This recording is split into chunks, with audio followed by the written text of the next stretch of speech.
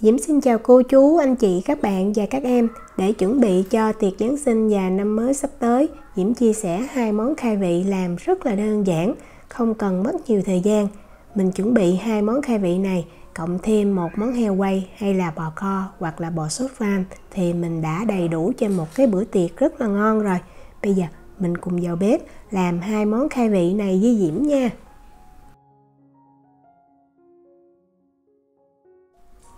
Đầu tiên mình sẽ đi làm chả giò tôm trước. Thì đây là tôm đông đá, cái size tôm là 16-20, một túi như vậy là nó 1 kg ha. Thì mình sẽ mang cái tôm này đi, mình làm cho nó rã đông.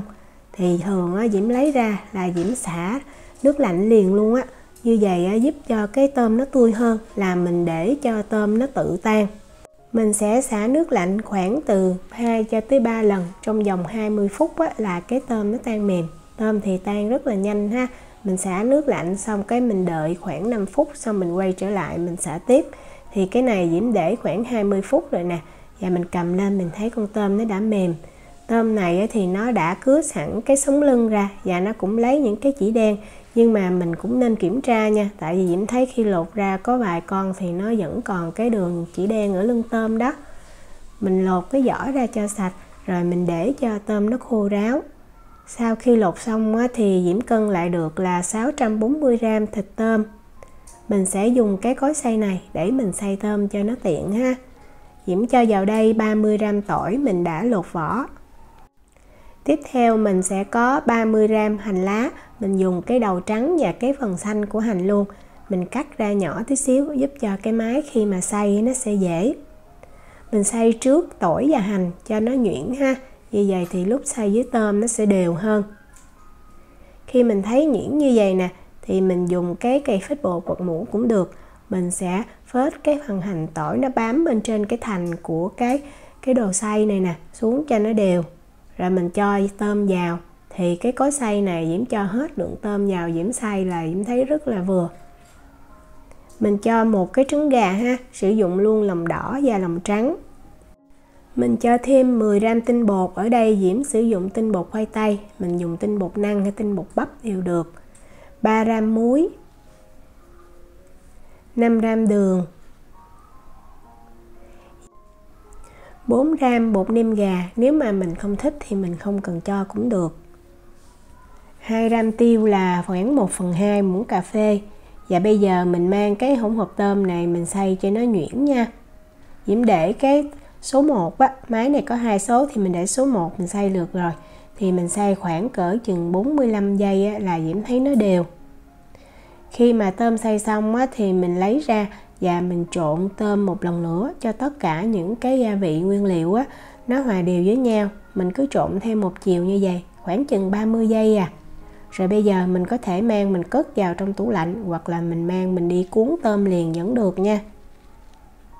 Diễm sử dụng cái bánh tráng này là bánh tráng bía ha, mình mua ở tiệm Việt bên đây.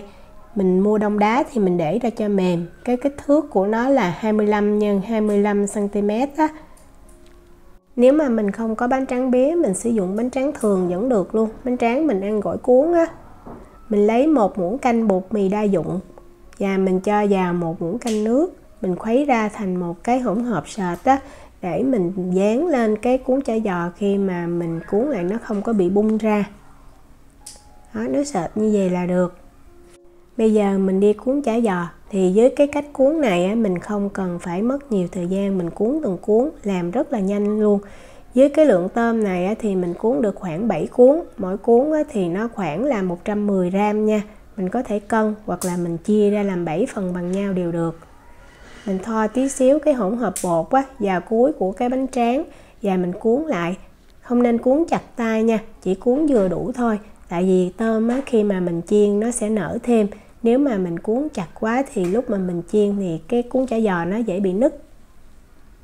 Đó, lúc cuốn xong mình rờ mình thấy nó không có chắc nha, nó hơi mềm như vậy. Mình chừa những cái khoảng trống bên trong cho tôm nó nở đó.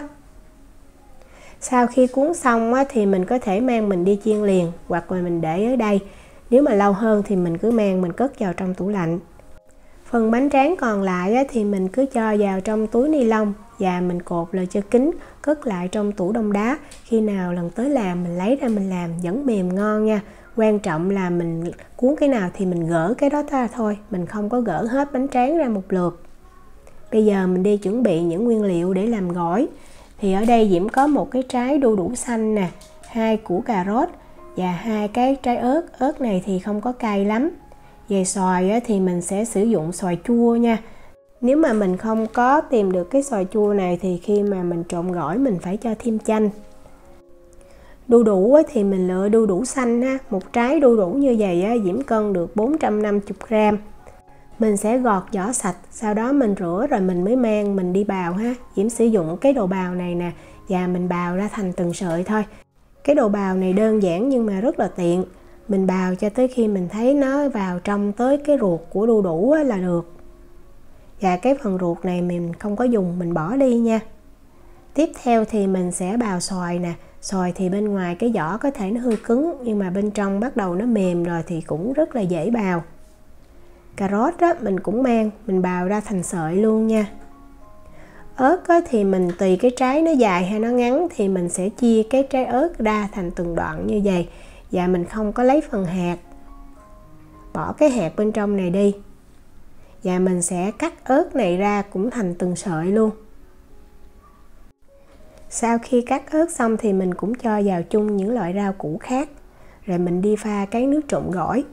Thì Diễm có 60g đường. Về nước mắm thì mình có 55g. Và mình sẽ trộn cho nước mắm đường nó đều với nhau. Cũng rất là khó khuấy để cho đường nó tan, tại lượng đường cũng nhiều quá. Quan trọng là mình khuấy cho nó đều thôi ha. Và lúc mà mình cho cái nước trộn gỏi này vào trong cái thau rau củ thì mình sẽ cho hết lượng đường vào luôn nha. Tại đường nó chưa tan thì có thể nó còn dính ở trên cái tô đó. Nhưng mà nếu mà mình không trộn hết thì có thể cái nước trộn gỏi nó bị mặn. Cho vào thì mình dùng tay đó, mình xóc lên cho đều. Và lúc này mình thấy cái nó ra nước cũng hơi nhiều ha. Trộn đều, rồi bây giờ mình sẽ ăn thử nha. Tại vì cái xoài cái vị chua ngọt nó cũng khác nhau, nên mình ăn rồi mình mới cho thêm chanh. Thì Diễm thấy Diễm cho thêm 1/2 trái chanh Diễm thấy rất là vừa.